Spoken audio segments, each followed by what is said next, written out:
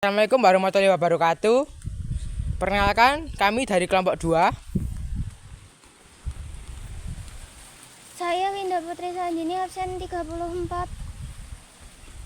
Saya Ivan Daneli, absen 15. Saya Aisyah, absen 4. Saya Christian Adi, absen 10. Saya Lang Bayu, absen 20. Di sini saat ini kami sedang berada di Cagar Budaya Wisma Karsa Putra yang terletak di Dukuh Turunan, Desa Japanan, Kecamatan Cawas, Kabupaten Klaten. Jadi rumah yang berada tepat di belakang kami ini menyimpan kisah perjuangan kemerdekaan Republik Indonesia. Rumah ini tercatat pernah digunakan Bupati Klaten dan stafnya bersembunyi dan menjalankan pemerintahan setelah agresi militer Belanda 19 Desember 1948 di Jogja. Dusun Turunan sendiri berada di tengah kawasan lahan pertanian padi yang subur. Jaraknya dari pusat kota Kabupaten Klaten sekitar 25 km ke arah tenggara. Dari Jalan Raya Medan Cawas masih sekitar 4 km. Dusun ini lebih dekat ke perbatasan Kabupaten Gunung Kidul dan Sukoharjo dibanding ke kota Klaten. Rumah joglo bekas persembunyian Bupati ini masih berdiri kokoh di tepi dusun saat kami berkunjung pada Minggu 18 November siang. Suasananya sepi di tengah ribuan pohon karena rumah lama tidak dihuni. Menurut informasi, dusun Turunan pada masa revolusi tahun 1948 sampai 1949 pernah digunakan sebagai tempat tinggal Bupati Klaten dan stafnya untuk menjalankan pemerintahan. Bupati Klaten yaitu Bapak Sudomo pernah tinggal di Dusun Turunan, Kelurahan Japanan, Kecamatan Cawas, Kabupaten Klaten. Baiklah, saat ini kami sudah bersama Bu Esti. Nah, jadi beliau ini yang merawat bangunan ini, cagar budaya ini selama ini. Ya. Sejarah cagar budaya ini bagaimana, Bu? Karena saya waktu itu belum lahir, cuma cerita saja dari orang tua bahwa tahun 48 waktu kres itu kantor kabupaten, Pak Bupati dan keluarga mengungsi di sini. Kantor dinas kesehatan juga mengungsi di sini. Jadi di sini untuk kantor dinas kesehatan dan kantor bupati. Waktu itu Dr. Gigi Sudomo sebagai Bupati Klaten yang pertama dan Dr. Suraji Tirtonegoro sebagai Kepala Dinas Kesehatan Kabupaten Klaten. Berkantor di sini sampai kurang 2 tahun atau 2 bulan, kurang tahu ya. Pokoknya itu. Terus setelah itu ya kita, orang tua kita belajar dari mereka kok bisa mendidik, bisa menjadi bupati, bisa itu menjadi sebagai pegangan dari keluarga kami. Dan keluarga kami waktu itu simbah kami, Mbah Buyut kami, Mbah Trunorjo itu lurah pertama Desa Japanan. Terus kalau simbah saya Bayan Desa Japanan, waduh bapakmu.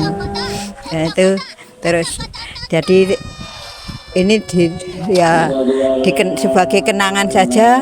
Kalau mau dirubah-rubah nggak boleh sama simbah itu. Makanya sekarang mereka bangunannya dibuat tinggi-tinggi ini ya tetap seperti ini, dan lantainya juga nggak dirubah-rubah biar anak cucu tahu kalau ini tempat kenangan gitu. Terus sama Simbah Karso Dimejo itu juga kepingin menanam ini sebagai ini kan di kantor-kantor bupati antar mana Pemda ada toh pohon beringin ini juga sebagai sejarah dari kita. Terus mulai tahun 2023 ini pemerintah Kabupaten Klaten kok kesini untuk membuat ini. Waktu itu sebelum pemerintah Kabupaten Klaten ke sini itu Bapak Dr. Andes Siswanto, Pak Siswanto itu putrane Dr. Sudomo. Itu memang setiap tahun gitu dari Jakarta ke sini mengunjungi saya ini, tapi sekarang kan sudah sepuh ya. Ini tahun kemarin tuh Dr. Pak Siswanto nggak sempat ke sini, cuman menyuruh temannya yang dari Jogja itu, dia kan yang suka membuat patung itu untuk, jadi Pak Siswanto hanya telepon saya kalau ada mau dibuat patung bapaknya untuk mengenang itu. Patung itu dibuat tahun waktu Simbahmu mantu itu kan, saya 2 tahun yang lalu kalau waktu Mas Pak Dijayang mantu, mantu Mbak Puspa. Itu pas kesini, jadi saya nggak bisa ikut ke sana karena ada ini. Terus setelah ada itu kok ada, mungkin waktu itu ada wartawan yang tahu yang kesini nge-share tempat bersejarah, kok pemerintah kok cuek gitu. Terus tahun 2023 itu dari Disputpora ke sini untuk dibangun, merenovasi ini. Terus makanya di sana-sana kan ada tempat untuk menunjukkan bahwa ada Wisma Karsa Putra untuk cagar budaya itu, dan tanggal 29 besok akan ada sosialisasi cagar budaya itu dari pemerintah Japanan. Katanya Pak Lurah kemarin ada 40 warga, terus dari kabupaten ada 10 gitu Bude. Jadi besok Bude menerima tamu itu tanggal 29.